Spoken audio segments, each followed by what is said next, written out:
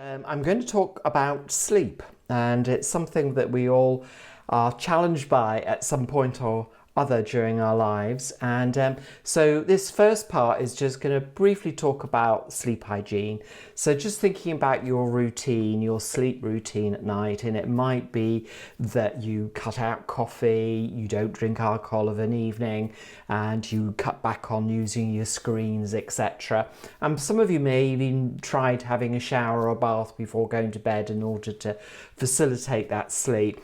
They do say that having a cool bedroom is a good idea. But one of the things that I suggest people do, particularly if they're having a busy life, there's a lot going on, and there can be this part of your unconscious that goes knock, knock, knock, you need to think about this, you need to think about that, that sort of disturbs you during the night. So what I advocate is that a part of your routine is to actually write down worries in terms of maybe past worry, a present worry, and a future worry. You can always add a fourth, and then just notice that you've written it down, because it then appeases your unconscious. And you can say, read them through and then say, I've written you down, this is my worry list, and it'll still be there in the morning. And then if you do wake up, you've got it written down by your bedside, and if there's some other worry that's bubbled up, then you can add that. So pen and paper, not phone. Physically writing things down is the most useful way to go with this. So that's your worry list. Some people use a worry doll and actually speak to it, but I think when you've got a written record of your worries, okay, so you can do a simple relaxation technique before you go off to sleep. The one that I taught on this channel is progressive muscle relaxation, but you could just do literally a 5-minute tightening and releasing with the breath, different parts of your body, shoulders, feet, calves, etc. And as you do those, mindfully think, I'm sinking back into the bed. Let the bed take the strain. And again, if you wake up during the night, you can just practice a couple of areas of the body again, shoulders, arms, just allowing that sense of every time you breathe out, you're letting go of tension. So see the sleep as a space that you can let go of tension, drift off to sleep, and then feel more refreshed in the morning.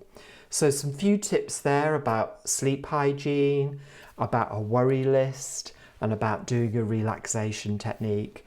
Thirdly, I will just throw in, if you've got a friendly aromatherapist, you can ask them to make you up an aromatherapy stick with some essential oils that are useful for sleep. And I'm sure if you Google it, you'll find all sorts of recommendations. Lavender's on the top of the list, but not everybody likes lavender. I tend to go for a blended stick. So if you don't, I'm going to simply teach you a simple technique using an acupressure point. And you can see there, if I turn my hand, yes, so you can see the base along the little finger, a little dot. I've just marked up a point that's heart 7. And so before going off to sleep, you can just place your first finger there and just apply some gentle pressure, or even just rotate. Just doing that for 30 seconds to a minute. Just holding that, or pumping it, or rotating it. You can do different things if you so wish, but just holding it. And that point is good for calming, it's good for sleep, it's good for mood, and it's good for cravings as well. So heart 7, really nice little point to work.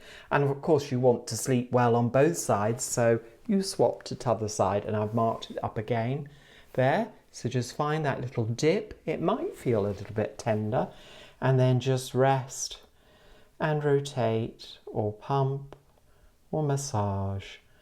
And again, just imagine letting go of any tension in your body as you practice this. So my usual advice is to follow all the guidance around sleep hygiene And to practice maybe 2 or 3 techniques. Find ones that suit you. So take them for a test drive and note what you do. I do strongly believe in the worry list because, as I say, we all live busy lives and sometimes we just need to write down those concerns, and they will be there in the morning. So you can let that brain just settle, knowing that worry list is there. Okay, so practice your techniques, sleep well.